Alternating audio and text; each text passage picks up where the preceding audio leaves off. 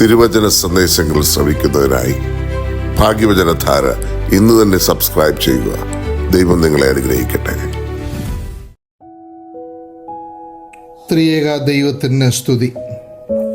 ഭാഗ്യവചനധാരയിലേക്ക് ഏവർക്കും സ്വാഗതം.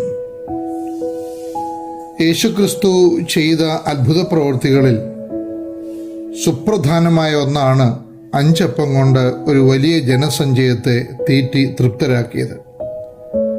4 സുവിശേഷങ്ങളിലും പരാമർശിക്കുന്ന ഏക അത്ഭുതമെന്ന ഒരു സവിശേഷത അതിനുണ്ട്.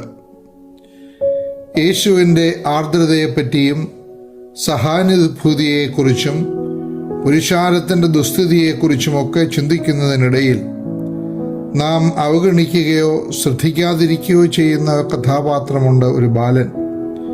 അവനെപ്പറ്റി ഒരു സുവിശേഷകൻ മാത്രമേ പരാമർശിക്കുന്നുള്ളൂ. അവൻ്റെ ഊരും പേരും വെളിപ്പെടുത്തിയിട്ടില്ല. അവൻ ഒരു പാവപ്പെട്ട വീട്ടിൽ നിന്നുള്ളവനാണ്. കാരണം അവൻ ഭക്ഷിപ്പാൻ കൊണ്ടുവന്ന അപ്പം കാലത്ത് കുതിരയ്ക്ക് കൊടുക്കുന്ന ഭക്ഷണമാകുന്ന ബാർലിയായിരുന്നു. അതായിരുന്നു പാവപ്പെട്ടവരുടെ ഭക്ഷണവും. ആ ബാലൻ പാവപ്പെട്ട കുടുംബത്തിലേതെങ്കിലും ആത്മീയ കാര്യങ്ങളിൽ ഉത്സാഹിയും തീഷ്ണവാനുമായിരുന്നു. അതുകൊണ്ടാണ് പൊതിയും കെട്ടി വിജനപ്രദേശത്ത് നടക്കുന്ന പ്രസംഗ സ്ഥലത്ത് ആകാംക്ഷയോടെ അവൻ എത്തിയത്.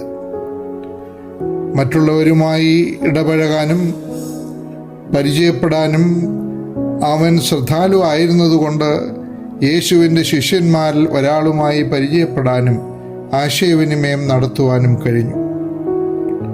വിശന്ന് വലഞ്ഞ ജനസഞ്ചയത്തെ കണ്ട് മനസ്സലിഞ്ഞ യേശു ശിഷ്യന്മാരോട് പറയുന്നു, നിങ്ങൾ അവർക്ക് ഭക്ഷിപ്പാൻ നൽകണം.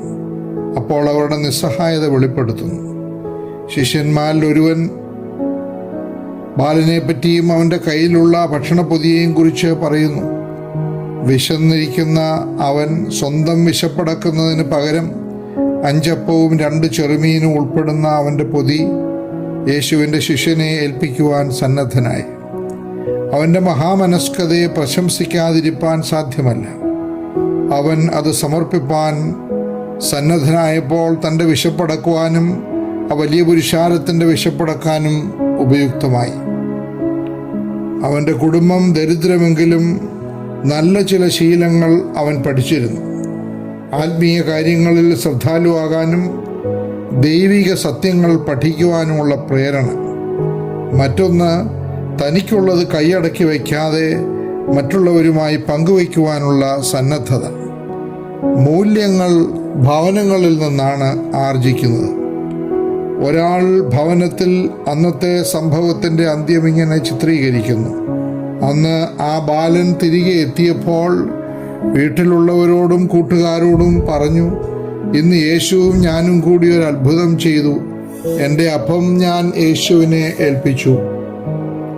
അവിടുന്ന് അത് വാഴ്ത്തി വലിയ ജനക്കൂട്ടത്തിന് നൽകി. എല്ലാവർക്കും സന്തോഷവും സംതൃപ്തിയുമായി.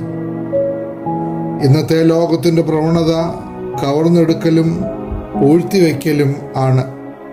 സ്വാർത്ഥതയാണ് ഇന്നത്തെ കൊടിയ ശാപം. ഭവനത്തിലെ സ്വൈര്യം കെടുന്നതും ബന്ധങ്ങൾ ശിഥിലമാകുന്നതും സ്വാർത്ഥത കയറുമ്പോഴാണ്. സ്ഥാപനങ്ങളിലും സംഘടനകളിലും പ്രശ്നങ്ങൾ ഉയരുന്നത് സ്വാർത്ഥ താല്പര്യങ്ങൾ പിടിക്കുമ്പോൾ തന്നെ. മറ്റുള്ളവരെ പറ്റിയും അവരുടെ ആവശ്യങ്ങളെ പറ്റിയും കരുതുന്ന മനോഭാവം ചെറുപ്പം മുതൽ നാം വളർത്തി എടുക്കേണ്ടതാണ്. നിന്നെപ്പോലെ തന്നെ നിന്റെ അയൽക്കാരനെ സ്നേഹിക്കണമെന്ന് യേശു കൽപ്പിച്ചത് നാം ഇന്ന് അപ്പാടെ വിസ്മരിച്ചിരിക്കുന്നു.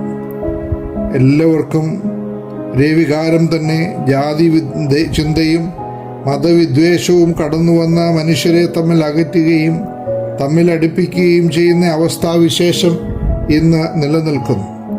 നമ്മിലാരും തനിക്കായി തന്നെ ജീവിക്കുന്നില്ല, തനിക്കായി തന്നെ മരിക്കുന്നുമില്ല. സങ്കുചിതത്വവും സ്വാർത്ഥ താല്പര്യവുമാണ് മനുഷ്യരെ തമ്മിൽ ഭിന്നിപ്പിക്കുന്നത്.